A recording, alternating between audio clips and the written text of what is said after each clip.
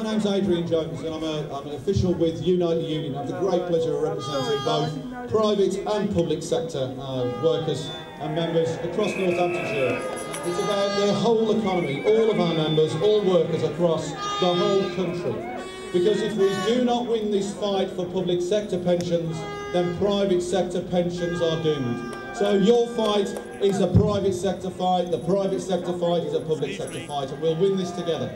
Working together, united and standing together. And I think that's the only way we're going to come against this government and actually get what we deserve. We've had a pay freeze for 2 years, we've had constant redundancies, and to be honest, we need to stand up or we're going to have nothing left. At the minute in this country, the rich are getting richer and the working class are getting poorer. This government is stealing money from our pockets. And when people talk about increasing the age of pensions, many of our low-paid workers working in hospitals, working in the care sector, they will be crippled before they get to 67. They're lifting people up. They're moving people around. They're in jobs where they don't work until they're 67. Many of them have to take early retirement because, and the problem is, every time they put the pension age up, there's no chance at all of them getting an early retirement due to ill health. That's going because as it goes up in ages, so there'll be nothing left. And my view is we need to stay united and we need to fight against government ministers who want to steal our pensions off us. If this Tory government think they can threaten our members into accepting the cuts to their pensions, then they are in for a big shock.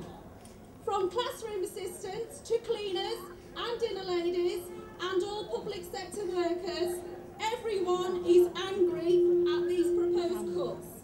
Their resolve to fight these unreasonable and quite frankly unnecessary changes is quite rightly, unequivocally unflinching. This financial crisis caused by the banks created a public debt of over £890 billion, motivated by a bunch of irresponsible gamblers who played fast and loose with taxpayers' money, like a game of bananas. David Cameron and this government are well wide of the mark on what problems are in the UK economy. They utterly fail to recognise that most of the excess borrowing has been undertaken by the banks, by private equity and by hedge funds, not by good working class people who are now being starved of basic public services and a decent standard of living in their old age. There is something very, very wrong in this country when the people who did the least to cause this problem end up having to pay the hardest, most detrimental price, their pension. And that's why we're here today and must fight this injustice for this generation and for generations to come. Welcome friends, fellow trade unionists and everybody else who's being ripped off on your pension at the minute. I've decided to sacrifice the company car, the nice office, the private medical scheme, because I'm looking to the future, to my pension. Then I was told, you're part of a uniform force, son. Unfortunately for you, you cannot go on strike. Unfortunately, I'm here today to rally to tell you that some of us are prepared to go out on an issue such as this. The appalling nature of the plans that the government has for teaching pensions is compounded by the fact that in 2006 teachers accepted changes to their pension scheme, which made it fair to the taxpayer, to employers and teachers. The government's pensions plans have nothing to do with fairness. Teachers' pensions are not in deficit and are being retrospectively raided by the government to pay for the financial crisis. It is absolute madness to increase the retirement age during a period of higher unemployment.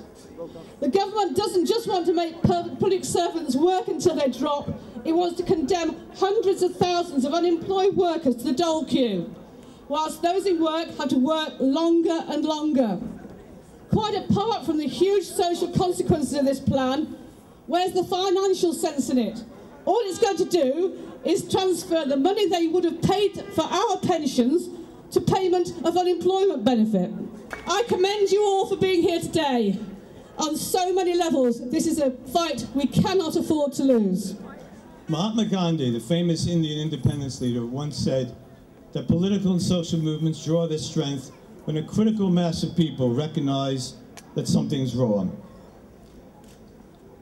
I'm happy to say, I'm very encouraged to say, that you are giving testimony to that truth.